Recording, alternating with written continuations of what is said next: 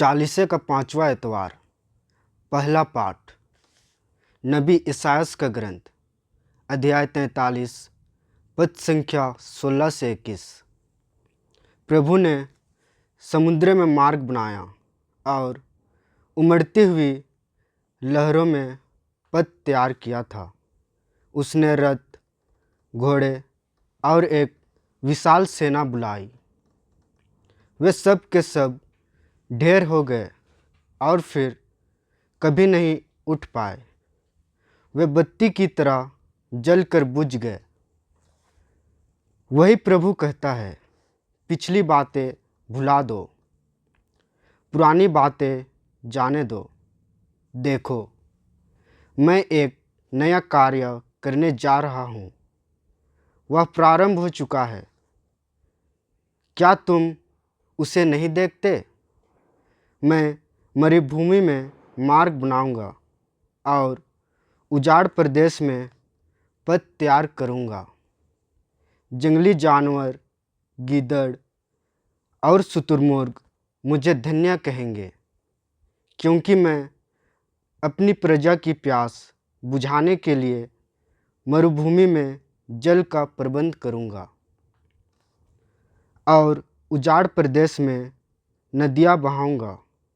मैंने यह प्रजा अपने लिए बनाई है, यह मेरा स्तुति गान करेगी। यह प्रभु की वाणी। ईश्वर को धन्यवाद।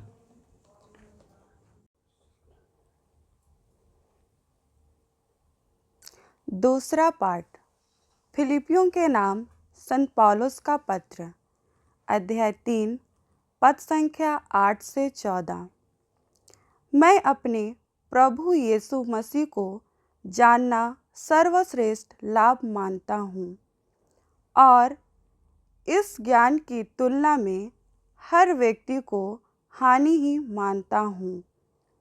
उन्हीं के लिए मैंने सब कुछ छोड़ दिया और उसे कूड़ा समझता हूँ, जिससे मैं मसीह को प्राप्त करूँ और उनके साथ पूर्ण रूप से एक हो जाऊँ। मुझे अपनी धार्मिकता का नहीं, जो संहिता के पालन से मिलती है, बल्कि उस धार्मिकता का भरोसा है जो मसीह में विश्वास करने से मिलती है। मैं यह चाहता हूँ कि मसीह को जान लूँ, उनके पुनरुत्थान के सामर्थ्य का अनुभव करूँ और मृत्यु में उनके सादृश्य बनकर उनके दुख भोग का सहभागी बन जाऊँ, जिससे मैं किसी तरह मृतकों के पुनरुत्थान तक पहुँच सकूँ। मैं यह नहीं कहता कि मैं अब तक यह सब कर चुका हूँ अथवा मुझे पूर्णता प्राप्त हो गई है, किंतु मैं आगे बढ़ता जाता हूँ ताकि वह लक्ष्य मेरी पकड़ में आए, जिसके लिए यीशु ख्रिस्त ने मुझे अधिकार में ले लिया है। भाइयों, मैं यह नहीं समझता हूँ कि वह लक्ष्य अब तक मेरी पकड़ में आ गया है। मैं इतना ही कहता हूँ कि पीछे की बातें भुलाकर और आगे की बातों पर दृष्टि लगाकर मैं बड़ी उत्सुकता से अपने लक्ष्य की ओर दौड़ता जाता हूँ, ताकि मैं स्वर्ग में वह पुरस्कार प्राप्त कर सकूँ, जिसके लिए ईश्वर ने हमें यीशु मसीह में बुलाया है। प्रभु की वाणी। ईश्वर को धन्यवाद।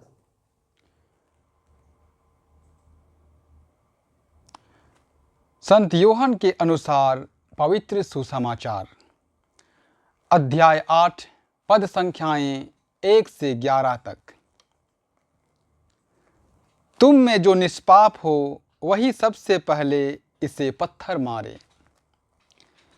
यीशु जैतून पहाड़ चले गए और वह बड़े सवेरे फिर मंदिर आए। सारी जनता उनके पास इकट्ठी हो गई थी और वह बैठकर लोगों को शिक्षा दे रहे थे।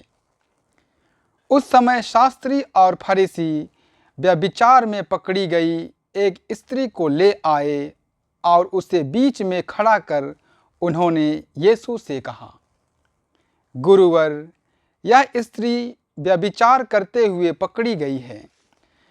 संहिता में मूसा ने हमें ऐसी स्त्रियों को पत्थरों से मार डालने का आदेश दिया है। आप इसके विषय में क्या कहते हैं? उन्होंने यीशु की परीक्षा लेते हुए यह कहा, जिससे उन्हें उन पर दोष लगाने का कोई आधार मिल जाए। यीशु झुककर उंगली से भूमि पर लिखते रहें।